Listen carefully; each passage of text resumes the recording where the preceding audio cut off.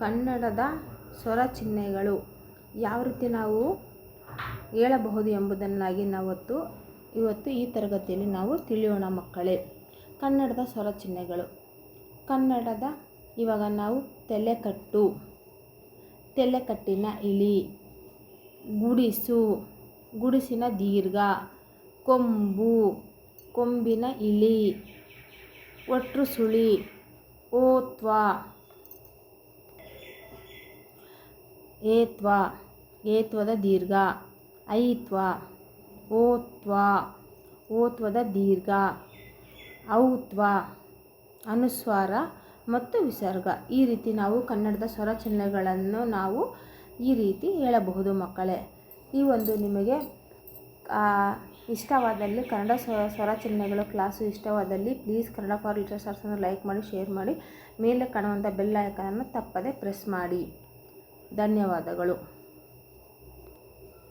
ಕನ್ನಡದ ಸ್ವರ ಚಿಹ್ನೆಗಳನ್ನು ನಾವು ಯಾವ ರೀತಿ ಹೇಳಬಹುದು ಎಂಬುದನ್ನಾಗಿ ಈ ತರಗತಿಯಲ್ಲಿ ತಿಳಿದುಕೊಳ್ಳೋಣ ಮಕ್ಕಳೇ. ತಲೆಕಟ್ಟು ಈ ರೀತಿ ನಾವು ಹೇಳ್ಬೋದು. ತಲೆಕಟ್ಟಿನ ಇಳಿ ಮತ್ತು ಗುಡಿಸು, ಗುಡಿಸಿನ ದೀರ್ಘ, ಇದನ್ನು ಕೊಂಬು, ಕೊಂಬಿನ ಇಳಿ ಅಂತ ಕರಿತೀವಿ. ಅದೇ ರೀತಿಯಲ್ಲಿ ಒಟ್ರುಸುಳಿ, ಇದು ಏತ್ವ, ಏತ್ವದ ದೀರ್ಘ,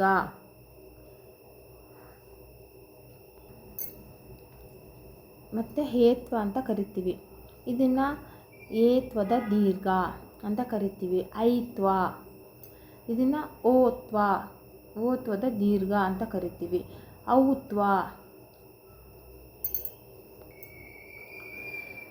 ಓತ್ವ, ಓತ್ವದ ದೀರ್ಘ, ಔತ್ವ, ಅನುಸ್ವಾರ ಮತ್ತು ವಿಸರ್ಗ ಈ ಥರ ಕರಿತೀವಿ. ಈ ಒಂದು ಕನ್ನಡ ಸ್ವರ ಚಿಹ್ನೆಗಳ ಕ್ಲಾಸ್ ಇಷ್ಟವಾದಲ್ಲಿ ಪ್ಲೀಸ್ ಕನ್ನಡ ಫಾರ್ ಲಿಟಲ್ ಸ್ಟಾರ್ಸನ್ನು ಲೈಕ್ ಮಾಡಿ, ಶೇರ್ ಮಾಡಿ, ಮೇಲೆ ಕಾಣುವಂಥ ಬೆಲ್ ಐಕಾನ್ ತಪ್ಪದೆ ಪ್ರೆಸ್ ಮಾಡಿ. ಧನ್ಯವಾದಗಳು.